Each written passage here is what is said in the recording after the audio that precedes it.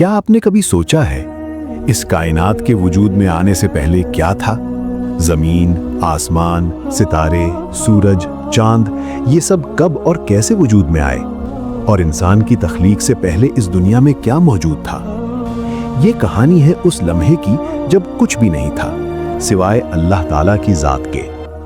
نبی کریم صلی اللہ علیہ وسلم نے فرمایا، اللہ تھا اور اس کے سوا کچھ بھی نہیں تھا۔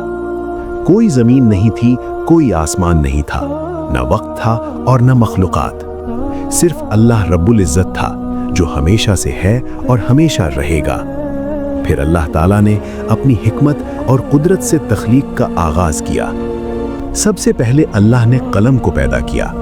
نبی کریم صلی اللہ علیہ وسلم نے فرمایا، سب سے پہلی چیز جسے اللہ نے پیدا کیا وہ قلم تھا۔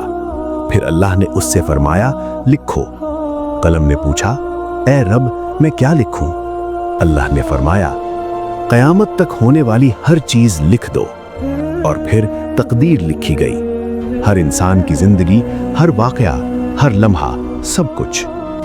اس کے بعد اللہ تعالیٰ نے آسمانوں اور زمین کی تخلیق کا آغاز کیا۔ قرآن مجید میں اللہ تعالیٰ فرماتے ہیں، کیا کافروں نے نہیں دیکھا کہ آسمان اور زمین آپس میں جڑے ہوئے تھے، پھر ہم نے انہیں جدا کیا؟ یہ کائنات ایک عظیم تخلیقی نظام کے تحت وجود میں آئی۔ اللہ تعالیٰ نے 7 آسمان پیدا کیے، ستارے پیدا کیے، چاند اور سورج پیدا کیے، اور زمین کو انسان کے لیے رہنے کے قابل بنایا۔ لیکن انسان کی تخلیق سے پہلے اللہ تعالیٰ نے کچھ اور مخلوقات بھی پیدا کی۔ ان میں سب سے پہلے فرشتے تھے۔ فرشتے نور سے پیدا کیے گئے تھے۔ وہ اللہ کی عبادت کرتے تھے، اس کی اطاعت کرتے تھے اور کبھی نافرمانی نہیں کرتے تھے۔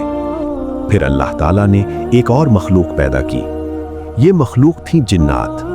قرآن مجید میں اللہ تعالیٰ فرماتے ہیں، اور جنات کو ہم نے اس سے پہلے آگ کے شعلے سے پیدا کیا۔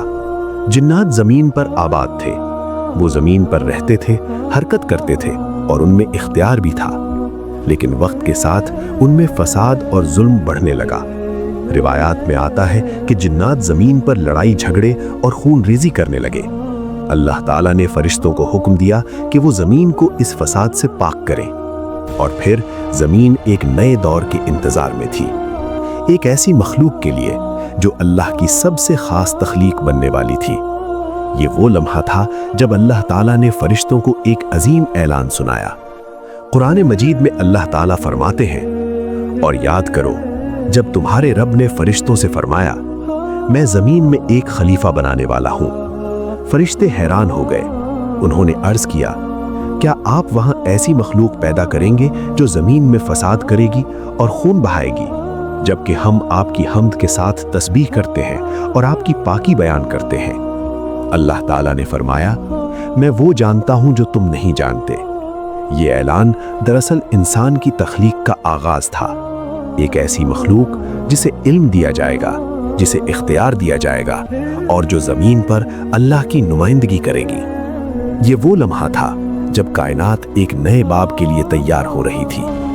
جلد ہی اللہ تعالیٰ مٹی سے ایک انسان تخلیق کرنے والے تھے، وہ انسان جو پوری انسانیت کا باپ بننے والا تھا، وہ انسان جسے ہم حضرت آدم علیہ السلام کے نام سے جانتے ہیں۔